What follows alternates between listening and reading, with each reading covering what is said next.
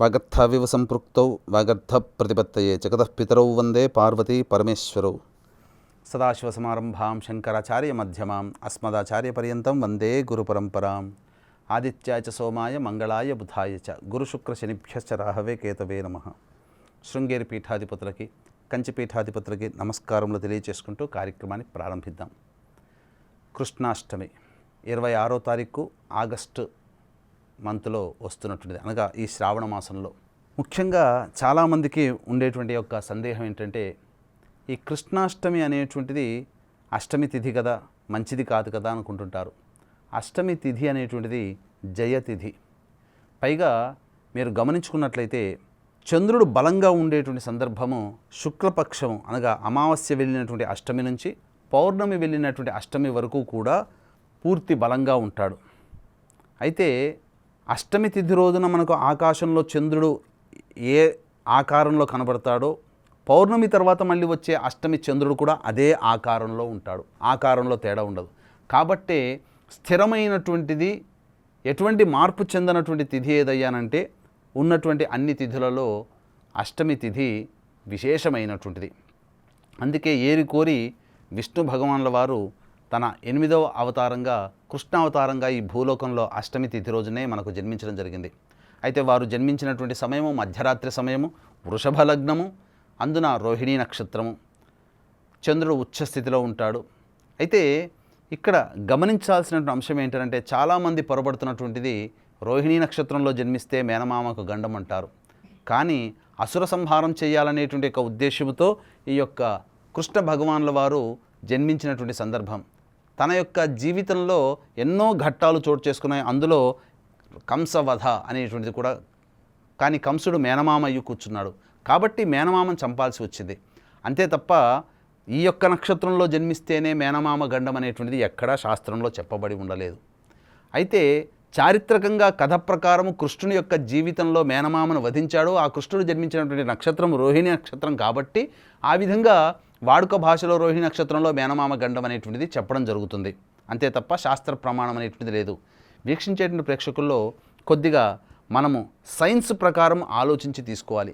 మన భారతదేశంలోనే దాదాపుగా 140 కోట్ల మంది ఉంటే కనీసము ఒక 25 కోట్ల మంది ఈ యొక్క రోహిణీ నక్షత్రంలో జన్మించి ఉంటారు.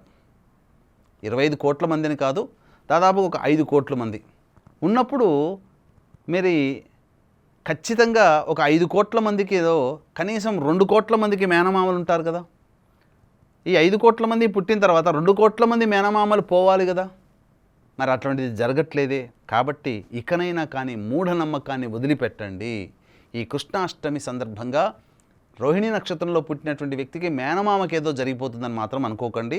కాకపోతే రోహిణీ నక్షత్రము జన్మించినటువంటి సమయానికి అది శుభమైనటువంటి నక్షత్రం కాబట్టి జన్మగండ నక్షత్రంలోగా భావించి దోషపరిహారం చేసుకుంటే సకలము కూడా కుటుంబంలో ఉన్నటువంటి వ్యక్తులకు అందరికీ కూడాను దోషములు తొలగిపోతాయి, ముఖ్యంగా ఆ యొక్క పుట్టినటువంటి శిశువుకి.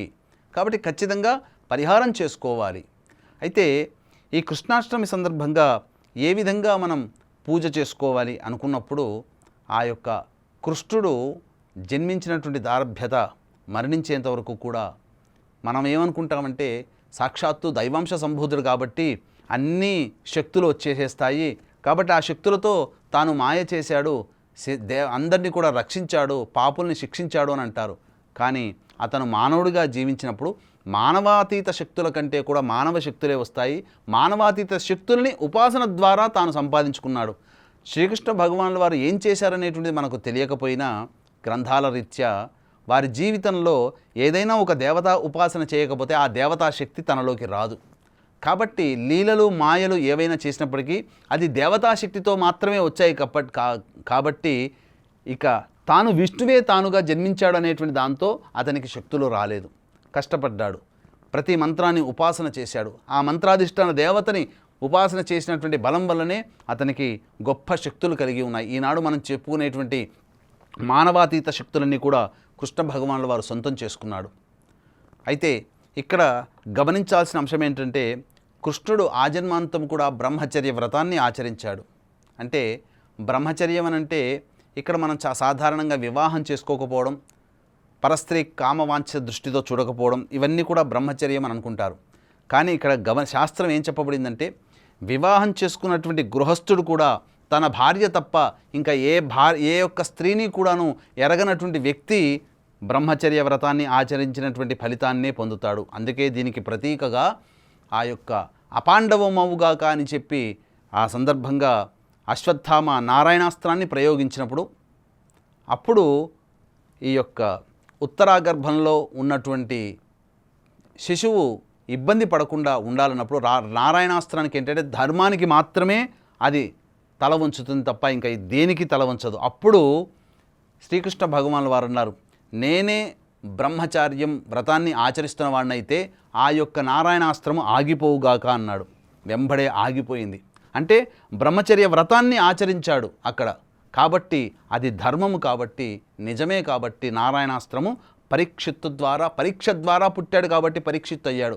కాబట్టి పాండవులకు సంబంధించినటువంటి మనవడిని ఏ విధంగానూ ఇబ్బంది పెట్టలేదు, అపాండవీయము కాలేదు. అయితే పుట్టిన దారభ్యత అతను ఎన్నో దుష్టశక్తులను ఎదుర్కోవాల్సి వచ్చింది. బాలారిష్ట దోషంలో పుట్టాడు కాబట్టి చిన్నతనంలోనే పూతన అనే రాక్షసి ద్వారా కావచ్చు, కంసుడు అనేటువంటి మేనమామ ద్వారా కావచ్చు, చాలా విధాలుగా అతను ఇబ్బందులు పడ్డాడు. మరణించేంతవరకు కూడా అనేక రకాలుగా ఇబ్బందులు పడినటువంటి సందర్భంగా.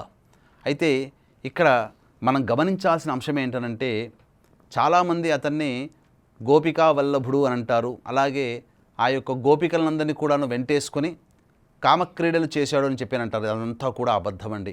ఇంకా ముఖ్యంగా చెప్పాలి అని అంటే వస్త్రములు దొంగలించాడు అనేటువంటిది మాత్రం చాలామందికి చెప్పుకుంటుంటాం.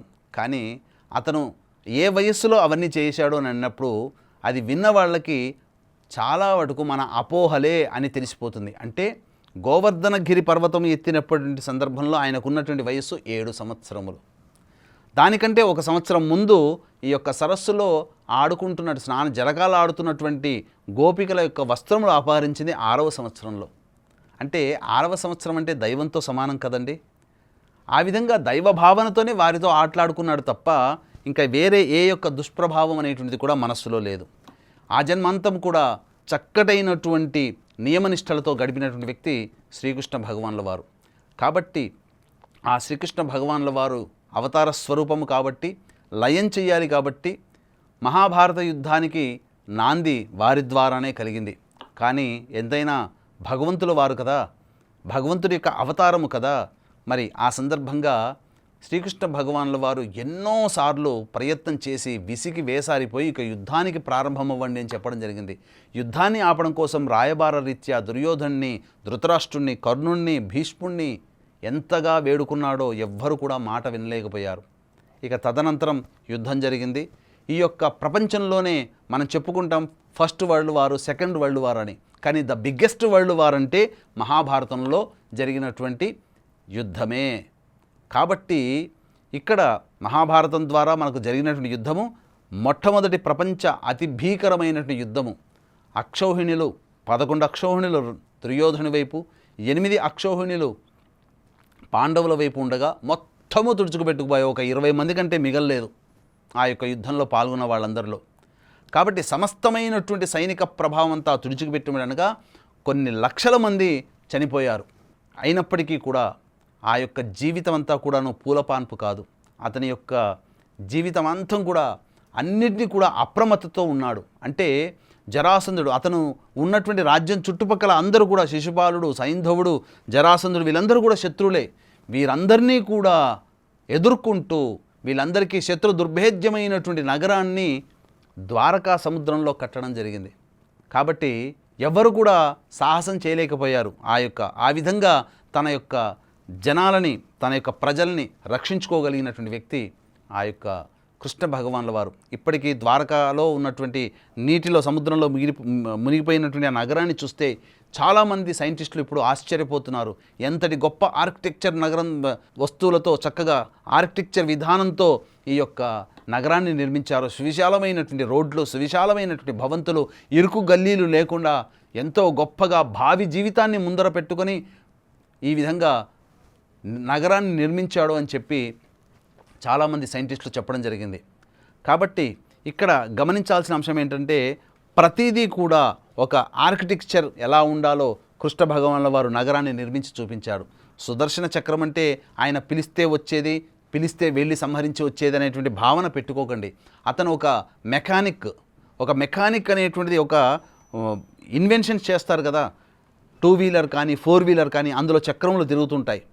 ఏ విధంగా ఎన్ని ఆర్పిఎమ్స్ అనేటువంటిది దాన్ని బట్టి మనం సెకండ్కి ఎంత ఆర్పిఎం అనేటువంటిది తిరుగుతుందో అంతకంటే కొన్ని వందల రెట్ల ఆర్పిఎంతో ఆ సుదర్శన చక్రాన్ని తిరిగే విధానాన్ని తాను తయారు చేసుకున్నాడు.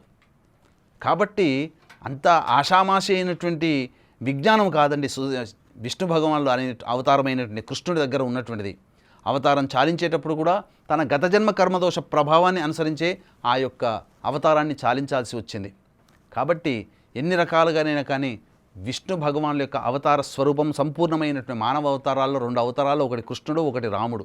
కాబట్టి మనుష్యులు ఏ విధంగా ఉండాలి, సమస్యలు వచ్చినప్పుడు ఏ విధంగా ఎదుర్కోవాలి అనేటువంటి ఒక సందర్భంతో తన యొక్క జీవితాన్ని ఆదర్శంగా తీసుకున్నటువంటి వ్యక్తులు ఎంతోమంది, ప్రభావితమైనటువంటి వాళ్ళు ఎంతోమంది ఎన్నో ఉన్నతమైనటువంటి స్థానాలకి చేరుకున్నారు. అతని యొక్క ప్రపంచానికి అందించినటువంటి భగవద్గీత ఏదైతే ఉందో ఈ యొక్క ప్రపంచాన్నంతా కూడాను శాసించగలిగేటువంటి స్థితిలో ఉంది. ఇప్పటికీ మనం ఆ యొక్క భగవద్గీత గురించి మనం తెలుసుకోం, కానీ విదేశాల్లో ఈ భగవద్గీత మీద ప్రత్యేకమైనటువంటి క్లాసులు కూడా స్కూళ్ళల్లో ఏర్పాటు చేశారు. ఒక వ్యక్తిగతమైనటువంటి పర్సనాలిటీ డెవలప్మెంట్ ఎలా ఉండాలి అనేటువంటిది కూడా భగవద్గీత మనకు తెలియజేస్తుంది. ఈ మధ్య రీసెంట్గా విన్ అయినటువంటి అథ్లెట్ కూడా తాను భగవద్గీతచే ప్రేరణ పొంది నేను ఈ యొక్క ఉన్నత స్థాయి శిఖరాలను పొందాను, అలాగే మెడల్స్ సంపాదించానని చెప్పి రీసెంట్గా మనం వీడియోల్లో చూస్తూ ఉన్నాం.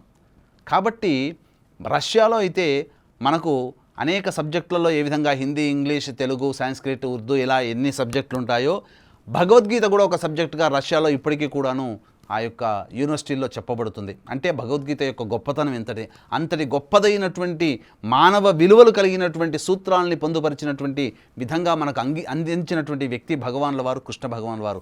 కాబట్టి ఈ 26వ తారీఖు రోజున వస్తున్నటువంటి కృష్ణ జన్మాష్టమి సందర్భంగా అందరూ కూడా చక్కగా ఇంట్లో ఆచరించండి. ఏ విధంగా ఆచరించుకోవాలనుకున్నప్పుడు ఉదయాన్నే కాలకృత్యాలన్నీ తీర్చుకొని చక్కగా ఆ యొక్క దేవాలయంలోకి వెళ్ళి కృష్ణ భగవానులు కానీ విష్ణు దేవాలయానికి వెళ్ళి ఆ కృష్ణుని తనివి తీరా చూసుకొని ఆ కృష్ణుని దగ్గర కొంతసేపు గడిపి ఇంటికి వచ్చేసేసి ఈ యొక్క నువ్వుల నూనెతో కానీ లేదా ఆవు నేతితో కానీ దీపారాధన చేసి విష్ణు సహస్రనామ పారాయణం చేయండి. తులసి చెట్టు దగ్గర చక్కగా రంగవల్లికలు వేసి తులసి చెట్టు దగ్గర చక్కగా ఆ రోజున ఆవు నేతితో దీపారాధన చేసి ఆ విధంగా విష్ణు అష్టోత్తరాన్ని 3 సార్లు పారాయణం చేయండి. తులసి అష్టోత్తరం తులసి చెట్టు దగ్గర చేసి 2 అరటిపండ్లు నైవేద్యంగా, ఆవు పాలు నైవేద్యంగా పెట్టండి. ఇక సంధ్యా సమయంలో కృష్ణ భగవానుల వారే మన ఇంటికి వస్తున్నటువంటి భావనతో ఆ కృష్ణుడి యొక్క బుడ్డి అడుగులు, బుల్లి అడుగులని మీరు ముగ్గు రూపంలో వేసుకోండి. ఆ విధంగా వచ్చి మీ ఇంట్లో నట్టింట్లో వస్తున్నట్టుగా భావనగా ఆ కృష్ణ భగవానుల యొక్క పాదాలని మీరు అద్దుకోండి ఇంట్లో. అలాగే దేవుడి యొక్క మందిరానికి వస్తున్నట్టుగా భావన చేసుకోండి. కృష్ణ భగవానుల వారిని ఈనాటికి కూడా కృష్ణ భగవానుల వారిని ఆరాధించేటువంటి వ్యక్తులందరూ కూడా చిన్ననాటి కృష్ణ అయ్యేటువంటి రూపంలో కొలుస్తారు. ఆ స్వామికి చిన్న విగ్రహం తీసుకుంటారు, ఊయల్లో వేసి ప్రతిరోజు కూడా చక్కగా జోలపాట పాడి నిద్రపుచ్చుతారు. ఆ రోజున మీరు ఆ యొక్క విష్ణు సహస్రనామ పారాయణ మళ్ళీ సాయంత్రం పూట చేసిన తర్వాత ఆ రోజున ఒక లేహ్యము తయారు చేసుకోండి. ఈ లేహ్యం ఏంటంటే శొంఠి, మిరియాలు, పిప్పళ్ళు ఇవి తీసుకొని వాటిని బాగా పిండి చేసి నీటితో బాగా అరగతీయండి. అంటే చిక్కగా రావాలి తప్ప నీళ్లుగా ఉండకూడదు, చాలా చిక్కగా ఉండాలి. దాంట్లో మిశ్రి అంటారు, లేదా కండ చక్కెర అంటారు, నవబోద్గడ్డ అని అంటారు, లేదా పటిక బెల్లం అని అంటారు. ఆ పటిక బెల్లం వేసేస్తే లేహ్యం తయారవుతుంది, ఉండలుగా తయారవుతుంది. తదనంతరం ఆవు నేతి వేయండి, వేసి ఉండలుగా చేసుకోండి, చిన్న ఉండలుగా.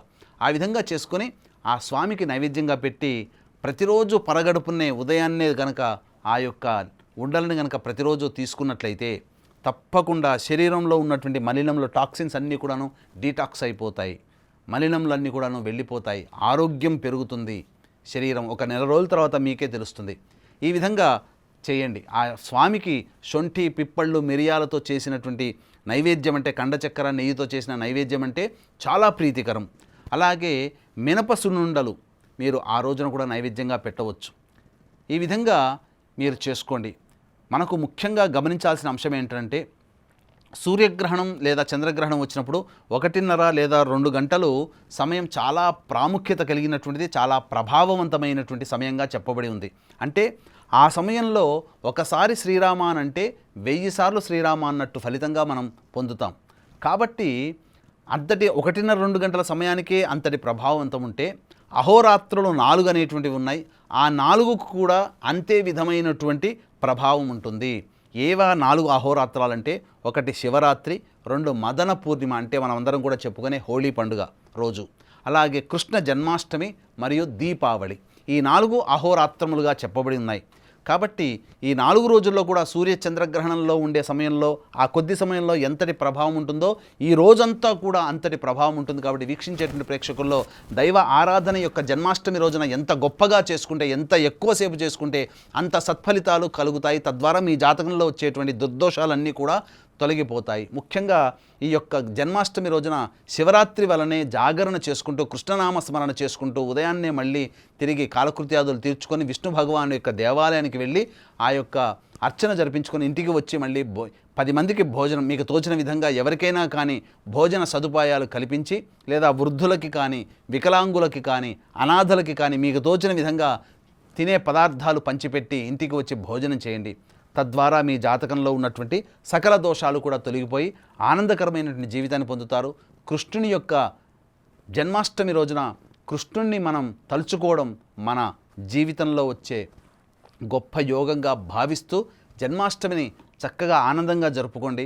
తప్పకుండా ఆ యొక్క కృష్ణుని యొక్క అనుగ్రహం వల్ల అన్నీ కూడా మనకు సజావుగా సాగిపోతాయి. అందుకనే ఈనాటికి కనుక చూసుకున్నట్లయితే ఒరిస్సా రాష్ట్రంలో ఉన్నటువంటి పూరి క్షేత్రంలో కూడా కృష్ణ భగవానుడు అత్యంత వైభవపేతమైనటువంటి విధానంతో మనకు కనిపిస్తూ ఉంటుంది.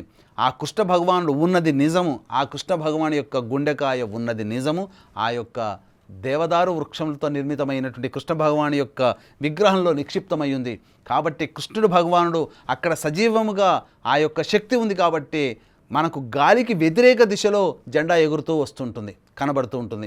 అలాగే అక్కడ స్వామివారికి పెట్టేటువంటి నైవేద్యంలో ఒక 9 కుండలు కనుక పేర్చి నైవేద్యం పెడుతున్నప్పుడు కింద మంట పెట్టినప్పుడు మొదటి కుండ వేడి అవుతుంది మనకు సాధారణంగా. కానీ పూరి క్షేత్రంలో 9వ కుండ వేడై 8వ తర్వాత 8వ కుండలో ఉన్నటువంటి పదార్థం తర్వాత 7, 6, 5, 4, 3, 2 కింద ఉన్నటువంటి కుండల్లో ఆఖరిగా అది ఉడుకుతుంది. అంటే అక్కడ కృష్ణశక్తి లేకపోతే, దైవశక్తి లేకపోతే మీకు అక్కడ ఏమైనా కానీ ఈ విధంగా జరుగుతాయా? అట్లాగే ఆ పూరి క్షేత్రంలో ఉన్నటువంటి శిఖరం చుట్టూ కూడా ఏ విధమైనటువంటి పక్షిరాజములు అనేటువంటివి తిరగవు. సముద్రం ఎంత ఘోషగా ఉన్నప్పటికీ, ఎంత ఘోషిస్తున్నా ఆ ఘోష శబ్దము పూరి క్షేత్రంలో ఉన్నటువంటి ప్రాంగణంలో ఉన్నటువంటి ఆ యొక్క ప్రధాన ద్వారం దగ్గరికి రాగానే ఆ శబ్దం ఆగిపోతుంది. పూరి గుడిలోకి ప్రవేశించగానే అసలు ఆ యొక్క సాగర ఘోష అనేటువంటిదే మనకు వినపడదు. అంతటి ప్రభావవంతమైనటువంటి శక్తివంతమైనటువంటి క్షేత్రము ఎలా అయ్యింది అని అంటే, కృష్ణ భగవానుల వారు సజీవంగా పూరి క్షేత్రంలో ఉన్నారు కాబట్టి. ప్రపంచంలో యొక్క విశ్వంలో ఉన్నటువంటి అత్యంత సున్నితమైనటువంటి క్షేత్రములు ఏవయ్యానంటే, 1 కాశీ, 2 పూరి మరియు ఈ సంబంధించినటువంటి హరిద్వార్. కాబట్టి ఈ 3 క్షేత్రాలలో కాశీలో తప్ప మిగతావన్నీ కూడాను అలౌకికమైనటువంటి శక్తిని కలిగి ఉన్నాయి. కాశీ ప్రత్యక్షంగా ఆ యొక్క శక్తి, మాయాశక్తిని కలిగి ఉంది. ఇవన్నీ కూడాను అంతర్గతంగా పూరి క్షేత్రము మరియు ఈ సంబంధించినటువంటి హరిద్వార్ క్షేత్రంలో ఉండేటువంటి శక్తి అంతర్గతంగా ఉంది. బహిర్గతంగా అయ్యే శక్తి మాత్రము కాశీ క్షేత్రంలో ఉంది. కాబట్టి దీన్ని అనుసరించి చూసుకున్నట్లయితే పూరి క్షేత్రంలో వెలిసినటువంటి కృష్ణ భగవానుల వారికి ఎంతటి సమానమైన శక్తో, శివరాత్రి సంబంధంగా మనం విశ్వేశ్వరుని కొలుచుకుంటాం కాశీ క్షేత్రంలో, అక్కడ కూడా అంతే శక్తి ఉందనేటువంటిది మనం చెప్పుకోవచ్చు. కాబట్టి వీక్షిస్తున్నటువంటి బిగ్ టీవీ ఆధ్యాత్మిక ప్రేక్షకులందరూ కూడా కృష్ణతత్వాన్ని మనం తెలుసుకొని, కృష్ణుని మనం ఒక కేవలం దైవం అనేటువంటి భావనతో కాకుండా మన జీవితానికి ఒక గుడ్ లెర్నర్గా కావచ్చు, లేకపోతే ఒక జీవితానికి ఒక గొప్ప గురువుగా భావించుకుంటూ మనం గనక జీవితాన్ని గడిపినట్లయితే మన జన్మ సార్థకమవుతుంది అని చెప్పడంలో ఏమాత్రం సందేహం లేదు. సర్వం Shri Umamaheshwara పరబ్రహ్మార్పణమస్తు. For more videos like this, subscribe Big TV channel.